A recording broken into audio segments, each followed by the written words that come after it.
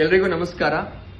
ನೋಡಿ, cyber fraudsters, cyber ವಂಚಕರು ಏನಿದ್ದಾರೆ, ರೈತರನ್ನ ಟಾರ್ಗೆಟ್ ಮಾಡ್ತಾ ಇದ್ದಾರೆ. ಸೊ ಯಾವ ರೀತಿ ಟಾರ್ಗೆಟ್ ಮಾಡ್ತಾ ಇದ್ದಾರೆ ಅಂತ ಹೇಳಿದ್ರೆ, ಈ ಸರ್ಕಾರದ ಸ್ಕೀಮ್ಸ್ ಏನಿದಾವೆ, ಸರ್ಕಾರದ ಯೋಜನೆಗಳು ಏನಿದಾವೆ, ಆ ಯೋಜನೆಗಳ ಹೆಸರನ್ನ ಬಳಸ್ಕೊಂಡು, ಸ್ಕೀಮ್ಸ್ ಗಳ ಹೆಸರನ್ನ ಬಳಸ್ಕೊಂಡು ವಾಟ್ಸ್ಆಪ್ ಗ್ರೂಪ್ಗಳಲ್ಲಿ ಒಂದಿಷ್ಟು ಮೆಸೇಜ್ ಅನ್ನ ಕಳಿಸ್ತಾ ಇದ್ದಾರೆ. ಮೆಸೇಜ್ ಅಲ್ಲಿ ಏನಿರುತ್ತೆ ಅಂತ ಹೇಳಿದ್ರೆ, ನೋಡಿ, ಈ ಒಂದು ಲಿಂಕ್ ಅನ್ನ ಬಳಸಿ ನೀವು ಈ ಒಂದು ಆಪ್ ಅನ್ನ ಡೌನ್ಲೋಡ್ ಮಾಡಿಕೊಂಡ್ರೆ ನಿಮ್ಮ ಖಾತೆಗೆ ನೇರವಾಗಿ ಹಣ ವರ್ಗಾವಣೆ ಆಗುತ್ತೆ ಅಂತಕ್ಕಂತಹ ಒಂದು ಮಾತನ್ನ, ಒಂದು ಬರಹವನ್ನ ಆ ಒಂದು ಲಿಂಕ್ ಮೂಲಕ ಕಳಿಸ್ತಾ ಇದ್ದಾರೆ. ಸೊ ಯಾರು ಈ ಒಂದು ಲಿಂಕ್ ಮೇಲೆ ಕ್ಲಿಕ್ ಮಾಡಿ ಯಾರು ಆ ಒಂದು ಆಪ್ ಅನ್ನ ಡೌನ್ಲೋಡ್ ಮಾಡ್ಕೊಂಡಿದ್ದಾರೋ ಅಂತವರ ಅಕೌಂಟ್ ಇಂದ ದುಡ್ಡು ಹೋಗಿದೆ.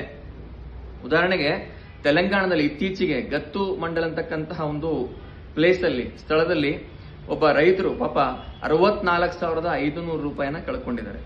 ಸೊ ಅವ್ರಿಗೂ ಕೂಡ ವಾಟ್ಸ್ಆಪ್ ಗ್ರೂಪ್ ಅಲ್ಲಿ ಒಂದು ಮೆಸೇಜ್ ಬಂದಿತ್ತು. ಈ PM ಕಿಸಾನ್ ಹೆಸರಲ್ಲಿ ಒಂದು ಫೇಕ್ ಆಪ್ ಲಿಂಕ್ ಅನ್ನ ಕಳಿಸ್ಕೊಟ್ಟಿದ್ರು. ಸೊ ಆ ಒಂದು ಲಿಂಕ್ ಮೇಲೆ ಇವರು ಕ್ಲಿಕ್ ಅನ್ನ ಮಾಡಿದ್ರು. ಆ ಲಿಂಕ್ ಅನ್ನ ಕ್ಲಿಕ್ ಮಾಡಿದ ತಕ್ಷಣ ಅವರ ಅಕೌಂಟ್ ಇಂದ 64,500 ರೂಪಾಯಿ ಹೋಗಿದೆ.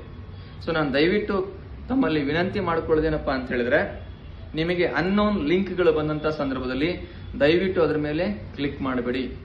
ಸೊ ಆಪ್ಗಳನ್ನ ಡೌನ್ಲೋಡ್ ಮಾಡುವಂತ ಸಂದರ್ಭದಲ್ಲಿ ವೆರಿಫೈಡ್ ಆಪ್ಗಳನ್ನ ಡೌನ್ಲೋಡ್ ಮಾಡ್ಕೊಳ್ಳಿ. ಒಂದು ವೇಳೆ ಈ ರೀತಿ